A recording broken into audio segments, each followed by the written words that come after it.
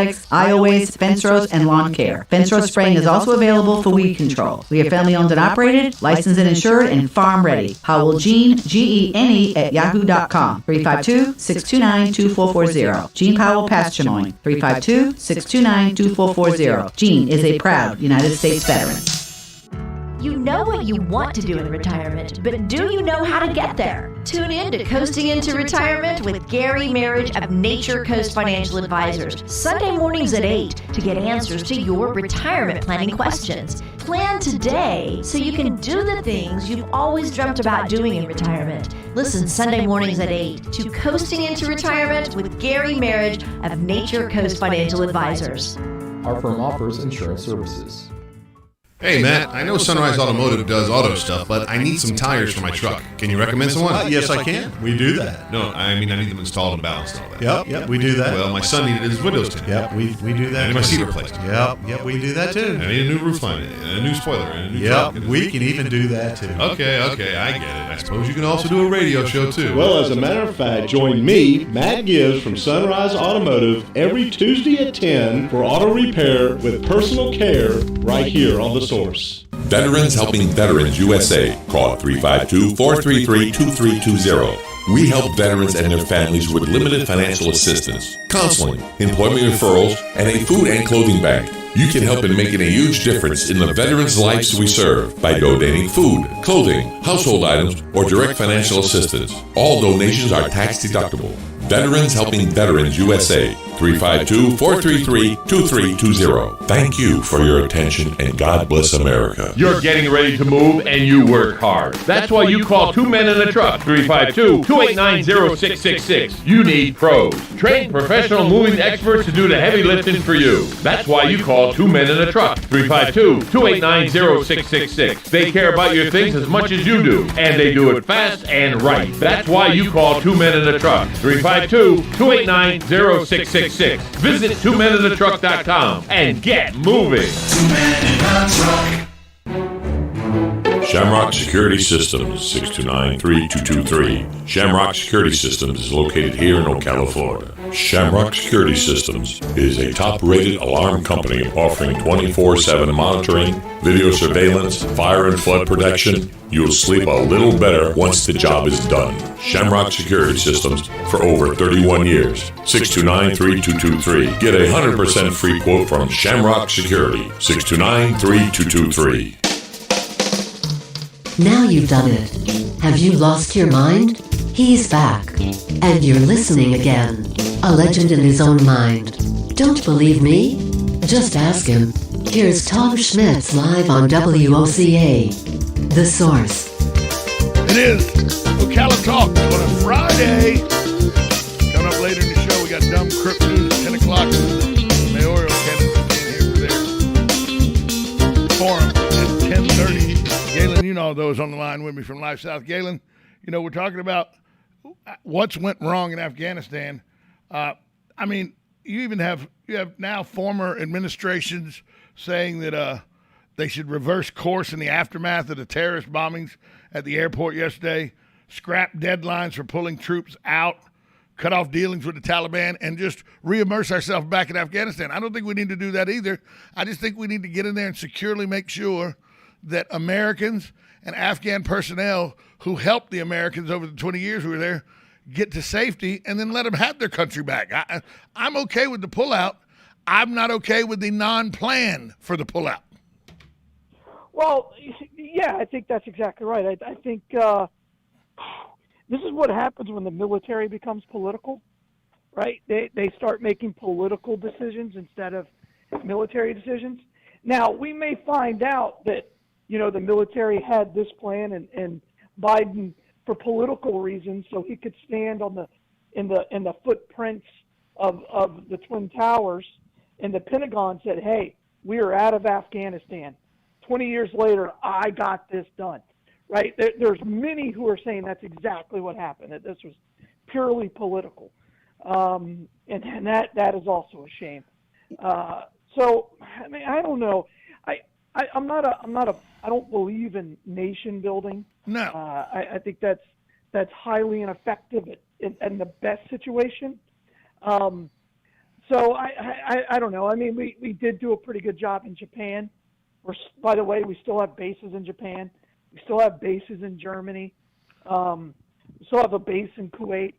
So there's both sides of the argument.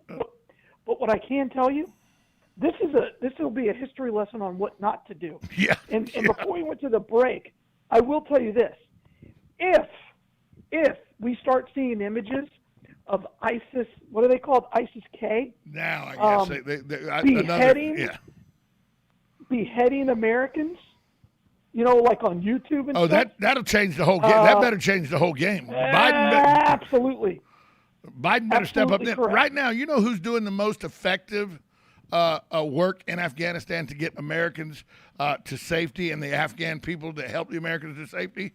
It's an all-volunteer group of American veterans that went back over there. Yeah. They're called the Pineapple Express Group, and they've gotten hundreds of people through the cloak of darkness and through their training and all, because they're all volunteer. They're former veterans. They are veterans, former special ops people, and they went over there on their own dime to do what the damn U.S. military is supposed to be doing. Yeah, I read that article, and I was like, that's pitiful. But again, that's what I expect from. Of course, that's what I expect from people that are Rangers and Green Beret and Navy SEALs and all that are retired or they're no longer there. I expect them to say, well, if the American government's not going to do it, they trained us to do this. We'll do it on our own dime, which is exactly what's happening. I applaud this group of military, former military, these veterans for doing this. But it's not their damn job. It's the U.S. military's job to make sure all Americans around the world are safe at all times. Yeah, that's where we're at, though, isn't it? Right now, I mean, when you have this kind of leadership or lack of leadership, in the press conference yesterday, when Biden basically embodied, we will find you. We will hunt you down, right? But then after that, he folded, and when he enveloped himself. From a political standpoint, right? From an optics standpoint, if I'm the Taliban and I said, and I'm watching a guy on TV and I'm like, that's our enemy, right? Biden. Well, remember, he just curled up into a ball from a question. Remember, I'm pretty sure we could take him out. Remember, there was literature that was found and it's been substantiated by mainstream media. They've actually said, yes, these letters exist, these notes exist. From Bin Laden when he was killed, there were notes that said, don't ever mess with Joe Biden and his administration if he gets in there because he'll do damage on his own. We won't have to do anything. Yeah, it's sad but true. Sad but true. Well, think about this. I mean, that's a joke. 10 Marines, 10 Marines, a Navy corpsman, an Army soldier, all dead. 15 more service members wounded. Up to 80, you can't get an accurate count on the civilians. 80 to 85 civilians either hurt, dead, or injured. They have no idea how. And, right there at the airport, you're supposed to get to the airport so you can get out safely. Well, am I going to, if I'm an American that's in hiding in Afghanistan and I just saw this suicide bombing that took out 13 U.S. service personnel dead, 15 others injured, plus a bunch of civilians injured, I'm not real sure. I'm thinking that airport's that damn safe. And I read, I don't know, as one U.S. official, it's like, and if you don't make it to the airport, we're going to assume you don't want to get out. Yeah. Okay. Yeah, that's like if a hurricane comes and floods you in a neighborhood and you can't get to a shelter, we're just going to assume you want to sit in your house with the floodwaters rising because you couldn't get to the shelter. That's correct. Oh, unbelievable. It's unbelievable. Well, again, the aftermath we're still feeling.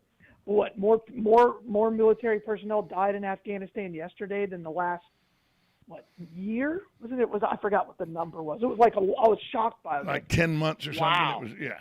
Yeah, it was crazy. That's where we're at. And it was whether you want to be in Afghanistan or against being in Afghanistan, the reason we pulled out was strictly political.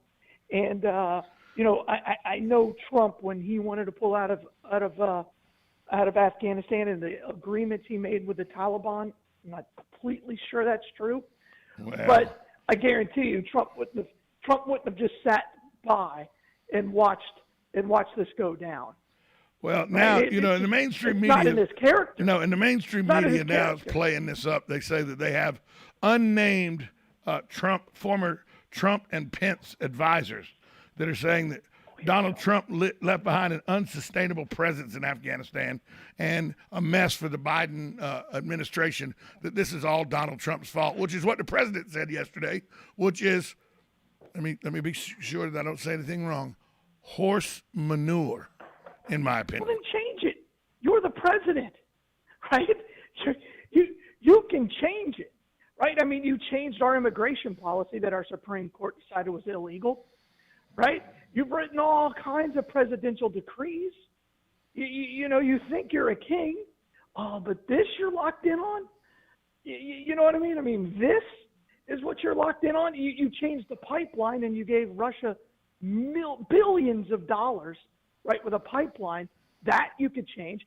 You could go back and change the Iraq deal or the Iran deal and go back to the Iran deal, but you couldn't change the policy in Afghanistan? That just doesn't make any sense, does it, Tom? It makes zero. It doesn't. It does not. It looks like you're trying to grasp for straws and blame somebody else. Because, by the way, Joe Biden is on record as saying he has zero accountability for what went wrong in Afghanistan. With the but the buck stops here. Right, but he has zero accountability. Unbelievable. It's unbelievable. And I'm sure this is what's going to be talked about for a very, very long time. This is a big moment in our political history.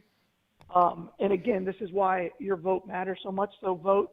Make sure you listen to these two mayoral candidates and really understand the differences between the two before you cast a vote for the color of someone's skin, right? Why don't you look at their character and what their belief system is? 100%.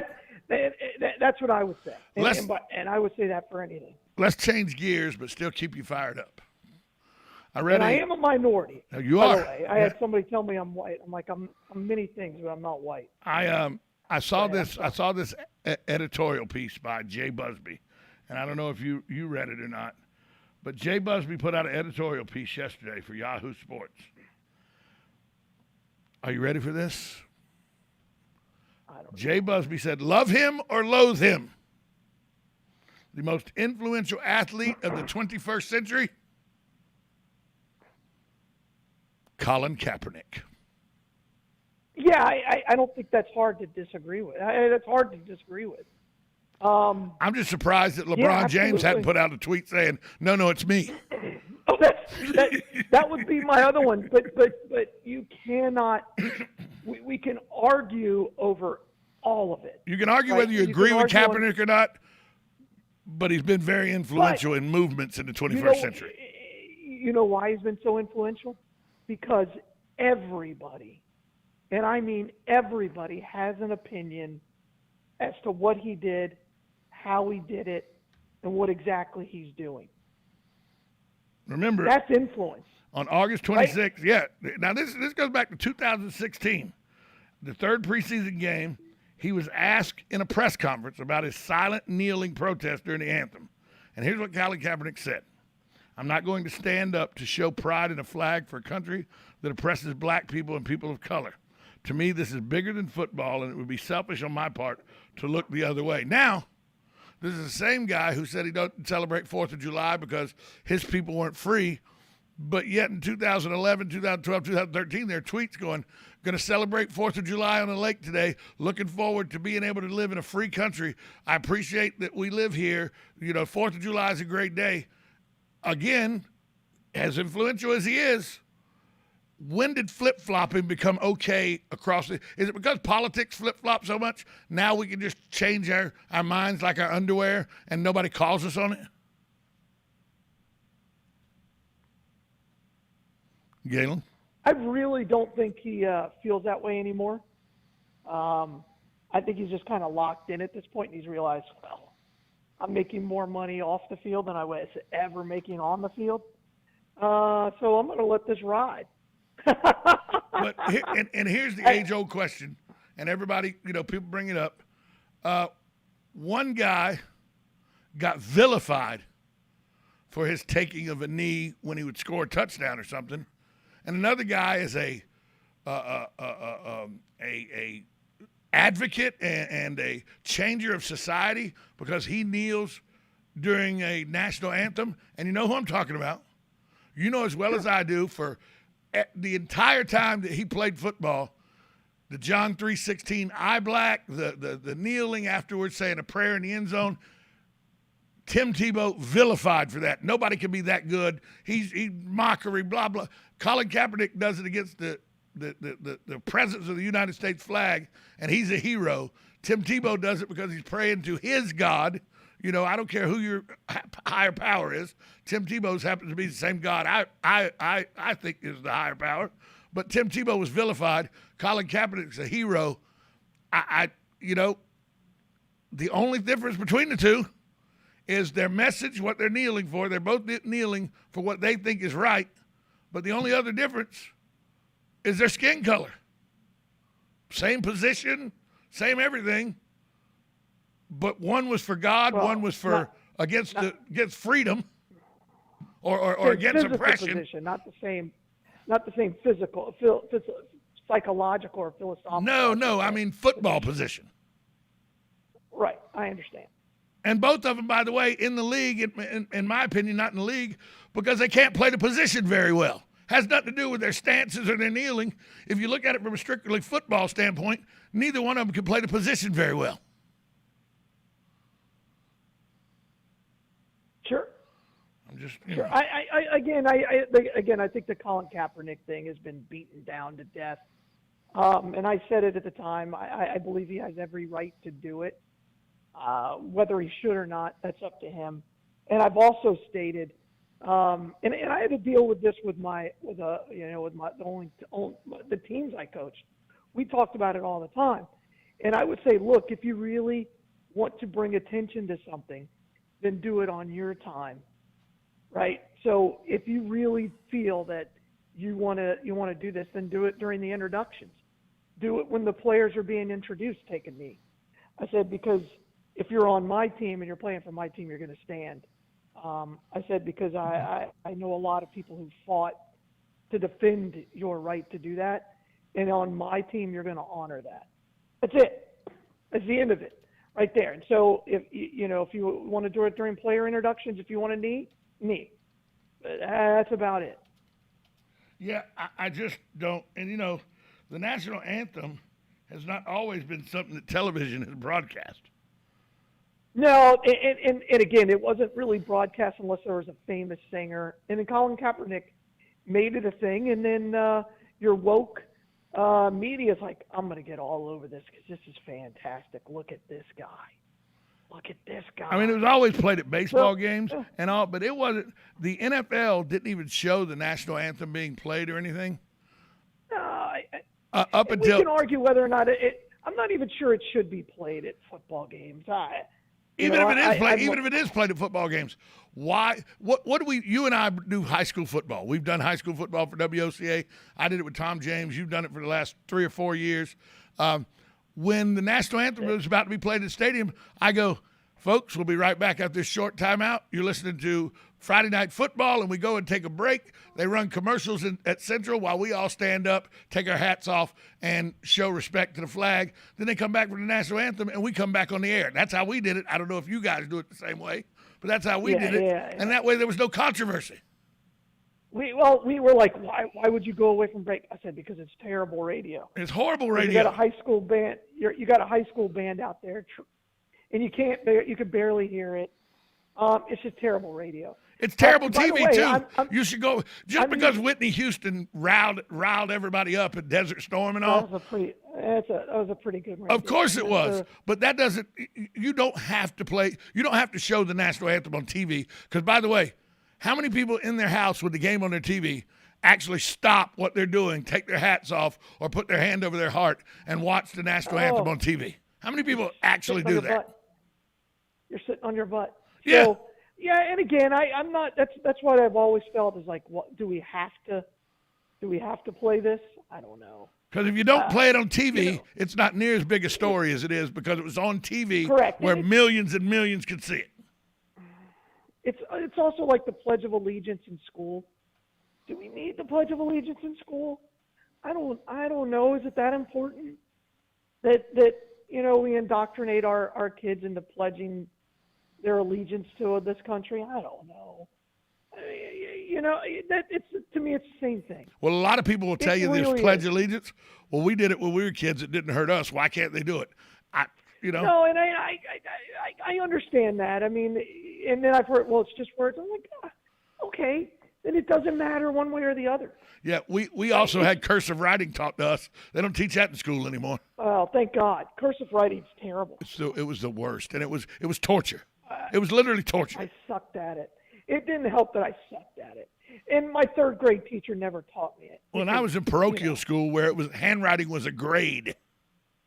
Yeah, well, my third grade teacher didn't think I belonged in her school, so. I mean, first off, to write a big capital 2 with 2 loops on it for a Q, for a capital Q, what the hell is that? I don't even know how that's a 2. It's a 2. It's not a Q. Again, I was never taught how to write. Taught myself. You take a pair of bumblebee wings and they call that a J. I don't know what the hell that is. No idea. I wasn't even allowed to face the board in my third grade class. Well, I had to face in the other direction. How about that? And then my teacher tied me to the chair because I would just get up and walk around. I mean, we could make a list of things that are no longer.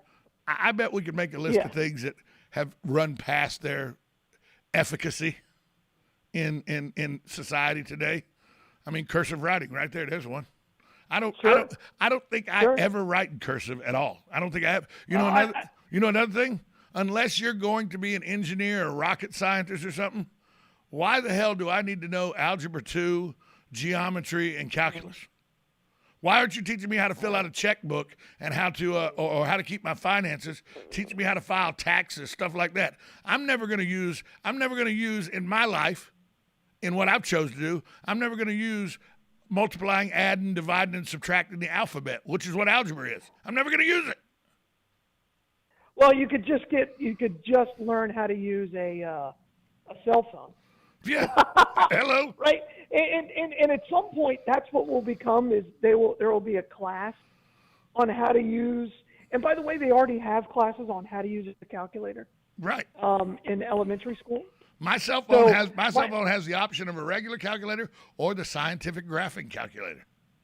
Correct. Well, and again, both my kids, I'm hoping my youngest will go into engineering. I know my oldest is at FSU and he's taken all those classes. And he needs to take those classes because he's going to be an engineer. I was a history teacher. What the world did I need to know about a tangent for when I was a history teacher? I have no idea. I have no idea how to do math. None. So, yeah, I got nothing. I think we could find a lot of things that we do now that aren't needed anymore. And it would solve a lot of these situations where people get angry about protests and everything. I see no reason to show the national anthem on national TV. I just don't. Oh, but Whitney Houston was so great. Yeah, she could have been so great for just the people in the stadium. What do I care? I agree with that. But I also don't feel the need to play the black national anthem. No. Oh, my gosh. And these flyovers. What are these flyovers? Oh, it's so cool. Yeah, it costs hundreds of thousands of dollars. Why are we doing that? Oh, wait. Hey, hold on. First of all, if you're gonna say you don't like a flyover, I love a flyover at the stadium. I love a flyover at the stadium, but they do it for the stadium and TV. I just don't get it. I don't get it. I love flyovers. Like if I was a general, right, or an admiral, I would look. I need a flyover over my house every day. I'm gonna get up and I'm gonna salute it. Right, well, I think flyovers are one of the greatest things. You know who doesn't want one? In the world. You know who doesn't want one? The guy in the tower that Maverick asked if he could buzz the tower, and he goes, "Negative, Ghost Rider. The pattern's full." There's a reason why we made fun of that guy every day in the United States Navy, because our captain and we were on a guided missile cruiser, and we would one of our jobs was called plane guarding, right? So you follow within 5,000 yards of a carrier. Within a mile, Right? you're So within a you're mile of a literally- carrier. Yeah. You're literally within the wake of a carrier, and when they're launching aircraft. And your job is that if an aircraft crashes, your job is to pick them up. I saw 2 A6s go down in my time in the Navy, and you go by and all you do is you mark it on GPS because there are no remains. But by the time we got there, there was nothing on the surface. They were gone. They were obliterated. And then you would mark a GPS, and then later, at some point, you would come back and the crew would lay a wreath. Yeah. Like that was it. But our captain would request that they buzz our ship. They would request it every day. And the captain would tell us, he goes, "We're going to have an F-14 off of the starboard side." And almost the whole boat would rock because everybody would run to the starboard side so that you could see this craft go by, at Mach 1. And the whole ship would shake, and everybody go, "Yeah!" So I love a flyover. Hey, stand by. I love a flyover. We got about a minute left with Galen, but we'll take a call. You got 30 seconds, caller. You're on with Tom and Galen. Yeah, Armed Forces pilots need a certain amount of training hours every month, and I know that's how they justify the flyover. Flyover to get their training hours. Yep. They do it. I know. Thanks for the call. Yeah, that's how I know that's one of the justifications for the flyover is training hours. So, hey, Galen. It's fantastic. It's fantastic. It's a waste of money, but that's just me. It's my opinion. Mine and mine only. Mine and mine only. And that's why you're a civilian. 100%. 100%. Hey, Galen, this weekend, there's going to be a lot of people out and about as the weather looks like it might, because of the hurricane Ida that's going towards the western Louisiana, Texas area, might take a lot of the bad weather with it and give us a perfect weekend. So if there is a perfect weekend, where can I go to see the bus, the bloodmobile, so I can help give blood? Hey, today we're going to be actually at the Walmart out on 40. So as you're going to the beach, we're going to be there. But again, come by and see us at our donor center. We are testing for antibodies. So please just come by, give the gift of life, donate blood, save 3 lives, and we can use every single unit right now. Talk to you Monday. Give the gift of life. Talk to you Monday. Bye, all. Broadcasting from the Ocala International Airport, this is WOCA AM, W242CA FM, Ocala, 1370 AM, 96.3 FM, The Source. Today in Ag News from the Southeast Ag. Now, USDA has announced they'll be investing up to $50 million in... As well as anyone who wishes America harm, know this: we will not forgive. We will not forget. We will hunt you down and make you pay. President Biden on It's time for Thursday From the Range addressed the headline. suicide attacks at the Kabul airport in Afghanistan that killed 13 of our military family, as well as up to 100 Afghan civilians attempting to flee Taliban takeover. The Biden administration overstepped our constitutional boundaries and has been put back in place by the Supreme